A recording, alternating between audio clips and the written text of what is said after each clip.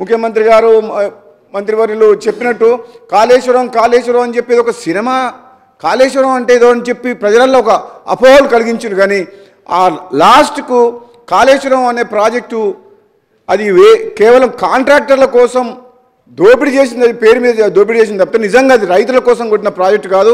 1 ఎకరా సాగునీరు రాలేదని చెప్పి ముఖ్యమంత్రి గారు స్వయాన మా అందరినీ మేడిగడ్డకు తీసుకుపోయి చూసి అక్కడ అధికారులు ప్రజెంటేషన్ ఇచ్చి తను మాట్లాడి మీడియా ద్వారా తెలంగాణ ప్రజలకు కూడా చెప్పారు అధ్యక్ష.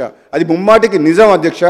కానీ ఇప్పుడు కూడా కనీసం వాళ్ళు చేసిన తప్పులు ఈ ప్రభుత్వం ఆల్రెడీ మన ఉత్తమ్ కుమార్ రెడ్డి గారు గత ఈ సమావేశంలో క్లారిటీ ఇచ్చిన అధ్యక్ష. బడ్జెట్లో నియరింగ్ కంప్లీషన్ ఏదైతే డబ్బులు ఖర్చు పెడితే మేము వెంటనే దాని రిజల్ట్స్ వచ్చి రైతులకు లాభం చేకూరుతుందో, పంటని నీళ్ళు ఇస్తామో వాటి మీదనే ఖర్చు పెడతాము, మిగతా వాటిని ఒక ప్రణాళికబద్ధంగా ముందుకు తీసుకుపోయి మిగతా ప్రాజెక్టులు కూడా కంప్లీట్ చేస్తామని చెప్పి ఏదైతే ఆలోచన చేసిండ్రో అది చాలా మంచి ఆలోచన అధ్యక్ష.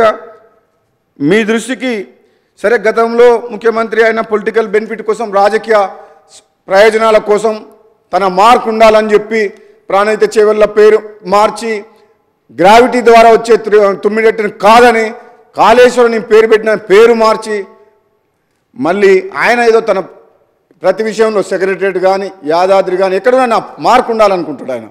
కానీ డబ్బు వృధా అవుతుంది, కష్టాల్లో ఉన్న పేదలు ఉన్నారు, చాలా రకాల ఇబ్బందులు ఉన్నాయి, ఈ ప్రజాధనం ఇంత దుర్వినియోగం చేయకూడదన్న ఆలోచన కంటే ఎక్కువ ఇంతసేపు తన గురించి మాట్లాడమే ఆయనకు ఎప్పుడు ఎక్కువ ఆనందం. ఈ పత్రికలు పేపర్ల అడ్వర్టైజ్మెంట్లు ఇదే ఎక్కువ అధ్యక్ష. అంటే హంగామా, దాన్ని ఏమంటారు తెలుగులో ఆర్భాటం. అరే ఆర్భాటం అంటే ఎట్లా అంటే మామూలుగా అయితే ఎవరైనా చూస్తే కూడా ఈ తెలంగాణ రాష్ట్రంలో ఏదో అద్భుతాలు జరిగిపోయినాయి అన్నట్టు చూపించిన అధ్యక్ష. అప్పులు చేసినాం అంటే ఎందుకంటే అప్పులు చేసి మేము ఏం చేసినాం ఊరికనే అన్నాం. అప్పులు చేయాల్సిన అవసరం లేదు అధ్యక్ష. అప్పులు ఎప్పుడు చేస్తారంటే తప్పనిసరి పరిస్థితుల్లో అప్పులు చేయాలి తప్పితే అనవసరంగా ప్రాజెక్టుల పేరు మీద అప్పులు చేసి మిగులు బడ్జెట్ ఉన్న రాష్ట్రాన్ని అప్పుల పాలు చేసిన అధ్యక్ష. అది బాధ మా అందరికీ. గత అసెంబ్లీ సమావేశాల్లో మన హరీష్ రావు గారు ఉన్నారు, నేను అటుపక్క నుంచి మాట్లాడినా కాళేశ్వరం వద్దు అని చెప్పిన సార్ నేను 2018లో.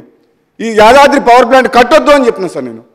అప్పు తీసుకొచ్చి కట్టకండి, బయట హైరేజ్కి ఇంట్రెస్ట్ తీసుకొచ్చి మనం అని చెప్పి అయినా వినలేదు అధ్యక్ష.